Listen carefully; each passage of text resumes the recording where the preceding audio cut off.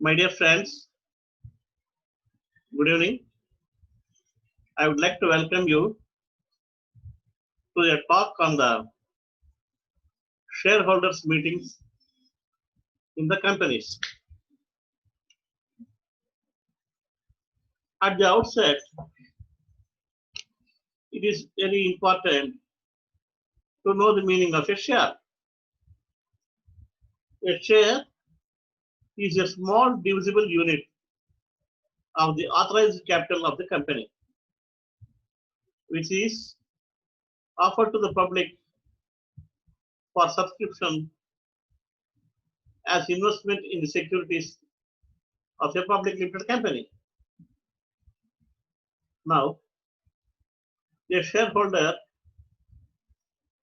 will be a co-owner if he is holding an equity share, which is otherwise called as ordinary share. A shareholder is eligible to take part in the management of the company by participating in the elections, casting his vote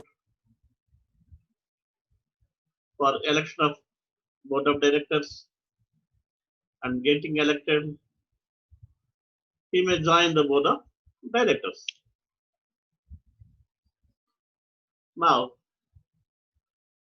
we need to know the meaning of a shareholder.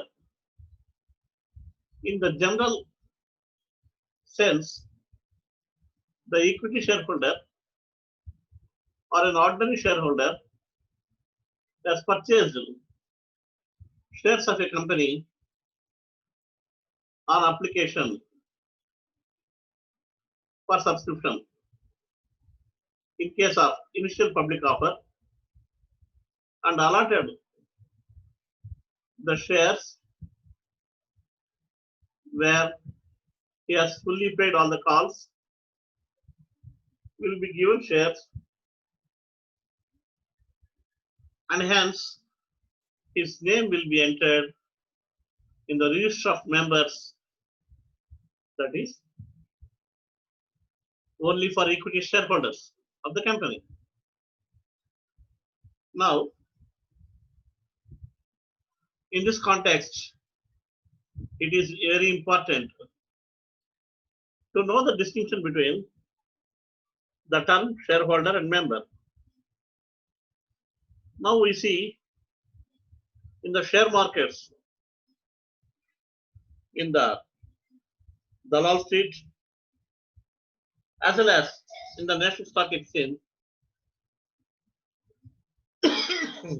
trading will take place with selling and buying of shares of various companies listed here.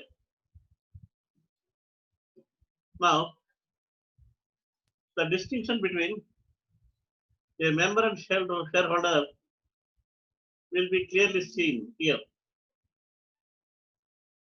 It is a clear fact that if any person consequent on the purchase of shares in the market are given any shares in consideration, maybe rights issue or bonus issue or any other mode of acquisition, even by transmission or inheritance from his ancestors, will remain as a shareholder. But a member is a shareholder whose name is registered in the statutory books of the company as a shareholder, unless and until the name gets deleted, he will continue to be a member, even if he sells out his shares in the share market. Since these changes are not reflected in the consent books of the company, his membership will be continued. And any person who has purchased and is in possession of the shares will not become immediately the shareholder, though he is having the shares. His name is not yet entered in the books of the company. That is statutory register for the shareholders. Now we are very clear that a member may be a shareholder and vice versa. A shareholder may be a member. And even in the negative sense, it may not be also happen. But until and unless the corresponding changes are reflected and corrected to that effect in the statutory books of the company. Now, we know that it is a general practice. The register of members will be normally closed before 21 days from the date of scheduled meetings or elections. Normally, the changes will take place in the meanwhile.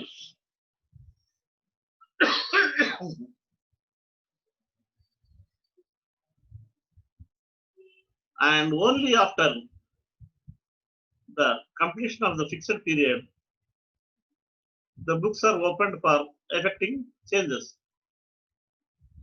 Then only all the additions and deletions will be entered, making due changes with incorporated facts and figures. Now, this has given us a clear picture as to the status of a member and shareholder of the company. Now, we'll have to look at a different type of shares as specified in the Indian Companies Act 1956. There are three different categories, namely the first one being equity shares or ordinary shares, second one being preference shares, and third one the deferred shares or founder shares. Now we'll have an explanation for these categories of shares. The equity shareholders are also called as ordinary shareholders. It means that they do not have any special claim for the profits of the company like preference shareholders, because they are the real owners and the residuary beneficiaries of the profits and losses. Now, the equity shareholders will have to bear the risk of the company in case of any adverse financial effect. Sometimes they will be required to forego their capital also to the extent of either limited liability or to the amount of guarantee given by them, or otherwise unlimited liability, where to recover that amount, even the personal property of the concerned shareholders will also be subjected and liable for recovery. Now, these real owners, the equity shareholders, are required to meet all the obligations on the profits, and only with the residuary amounts they need to adjust. Next, coming to the decision-making process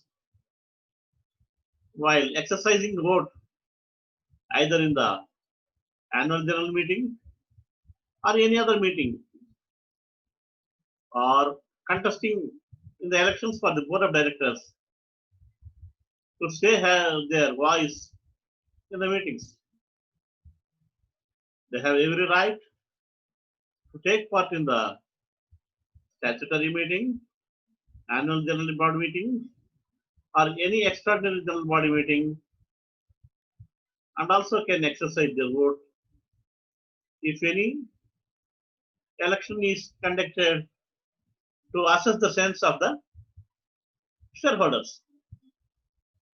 Now, we need to know the special feature called proxy. So here, the company law permits him to appoint a nominee in case the shareholder is not able to attend the meeting to cast his vote through appointed nominee, whose appointment must be given intimation to the company 48 hours before the commencement of the said meeting in a prescribed format. Now, the proxy can attend meeting, listen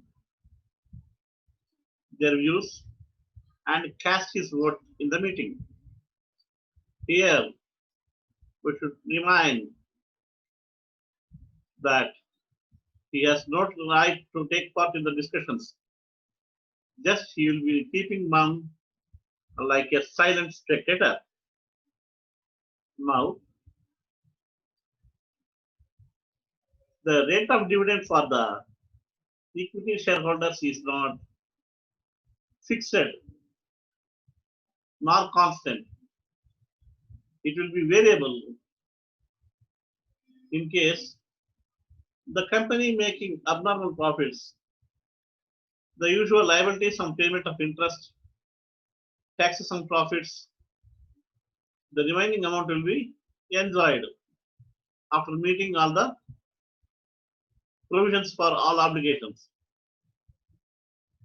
When surplus funds are there, they will enjoy more dividends. And in the adverse situation, vice versa. These are the real owners. They will have to clear the liabilities and take the leftover profits, if any, in the event of liquidation of the company or in the winding up process. Next category is that of preference shareholders. Unlike equity shareholders, these preference shareholders do not have the right of ownership in the company, but they are entitled to a fixed rate of dividend mentioned over the share as long as they tend to be preference shareholders. As and when these shares are getting returned by way of redemption, their claim for dividend will cease automatically. Sometimes these preference shareholders will have the right to get preference in the settlement of claims, and at the time of winding up, only next to the debenture holders, these preference shareholders will be given priority in the settlement of claims and clearing of dues. Since these preference shareholders enjoy only the fixed rate of dividend whenever profit arises, they don't have any right to take part in voting as they are not members. So there is no role in the decision-making mechanism of the company. But the preference shareholders reserve the right in regard to payment of redemption of capital in the event of liquidation or winding up of the company.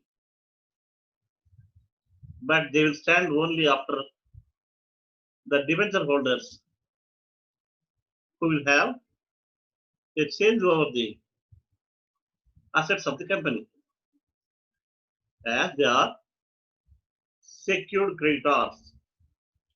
They will have the charge over the assets. Then coming to the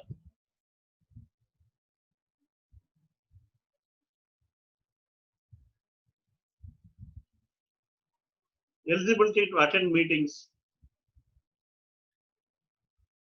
and appointing the proxy or receive the residuary benefits, all these provisions will apply only to one and only category, that is equity shareholders or ordinary shareholders, as they are the real owners, and preference shareholders do not have any such right. Hence, they will not be permitted to attend, vote, or appoint any proxy. It is made very clear. Then we need to know the different types of shareholders meetings, because now deferred shares are not there. They were dispensed with since 1956. We will go further in the classification of meetings. Usually, the following meetings: statutory meeting, annual general body meeting, or extraordinary general body meeting, or any other class of shareholders meetings will be held. Now, as per section 165 of the Indian Companies Act 1956, it is mandatory to hold a statutory meeting because it is the first and foremost meeting of the shareholders. It is convened only once in the lifetime of the company. This must be held between a period from 1 month after the commencement and not completing 6 months before the commencement of date of business of the company. This Companies Act gives absolute powers and liberty to the members to discuss any matters relating to the formation of company or any complications or issues arising out of the statutory report. The statutory report will be presented by the directors of the company in the said meeting. This meeting will serve as a platform to give any explanation as to the various measures taken by the company and to have knowledge on the state of affairs of the company since inception till the date of said meeting.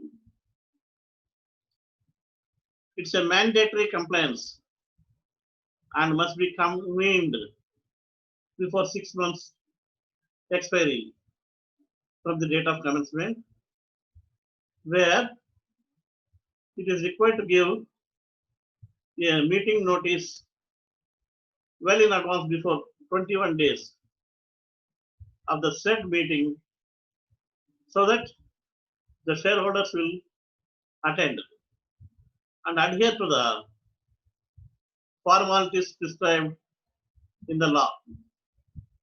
Any default of conducting the said meeting will make it liable the director or any other officer of the company, being punishable with a fine of rupees 5,000. Next comes annual general meetings.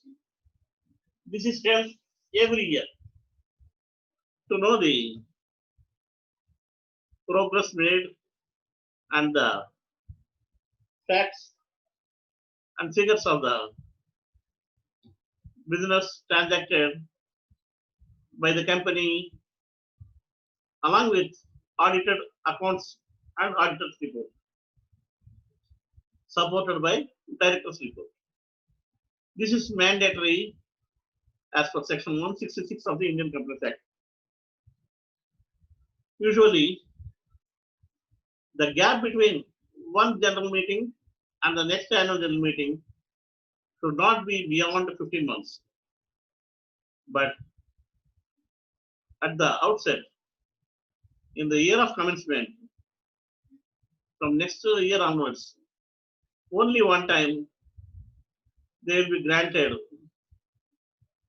a grace period covering total period of 18 months from the date of commencement for holding such annual general meeting. Now here it is pertinent to know the fact that mere buying of shares does not entitle a person to attend the meetings of the company. As we have discussed earlier, the member whose names appear in the records will only be eligible for whom communication will be sent, and others, even if they possess shares, will not be entitled. So, transfer of shareholding on buying and sales of shares or otherwise transmitted through inheritance or from the gift from friends or somebody else, all this required to be reflected in the books by deleting and incorporating the relevant changes to that effect. Because the purpose is to know that the annual general body meeting is conducted duly following the procedure of issuing notices, giving agenda, details of venue and time, etc. The meeting will be normally chaired by a chairman of the board of directors, and the director's report will be read, which will be given to the members well in advance. So the business transacted will be given in the agenda, and the events or state of affairs will be made known to the shareholders of the company. There are certain items requiring the approval from the general body in the form of motions being tabled on the house, and after due discussions and deliberations will be passed seeking approval. Once they are passed, of processing the majority view by voting or any other procedure, they will be adopted as resolutions. Generally, in the annual general body meeting, the following matters will be discussed, like annual statement of accounts like profit and loss account, balance sheet, auditors reported, and other compliances.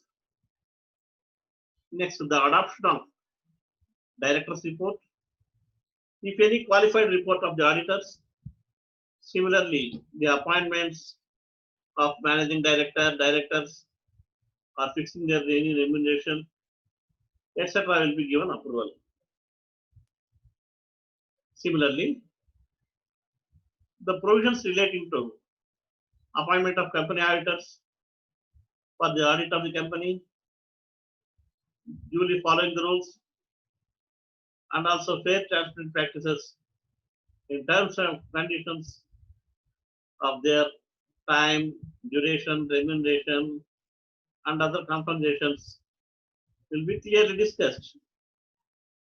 And other obligations as required by the statutory provisions and legal compliances like provisions for taxes, gratuity, provident fund, dividend equalization fund, workman compensation fund, depreciation or amortization, etc. will also be taken place. But here also, in case of default of any officer or director in conducting the annual general body meeting will attract the offense which is punishable with a fine of rupees 50,000 or more for the said lapse. Next fact is the extraordinary general meeting. As per the provisions of the section 173 of the Indian Companies Act, this extraordinary general body meeting may be held. This extraordinary general body meeting is one which will be held in between one general body meeting and the other next general body meeting held in every year. It is an interim meeting wherein things which cannot be kept pending for any longer will be discussed on a priority manner. Hence, it is called the extraordinary general body meeting. It is clear that it is convened in an interim basis. It will be convened to meet the only urgent matters and take necessary action. But here also, the procedure to be followed duly complying with the provisions mentioned in the company law. Authority lies in general for the conduct of meetings with the board of directors. If at any time the said directors are not available in India or in emergencies, any two members of the company may call for meeting of an extraordinary general body meeting in the manner as nearly as possible, as that in which such a meeting will be called by the board of directors. Discussions will take place on different matters, and the matters requiring special consideration with regard to those resolutions will be passed after seeking the approval of the general body. Sometimes, as per section 186 of the Indian Companies Act, the company law board may call for such meeting either on its own motion or sumo motu or any other application made by the director or any other member of the company. With this, we conclude the normal meetings, and special class meetings will be held whenever required, only as per the procedure laid down. With this, we conclude the speech. Thank you very much.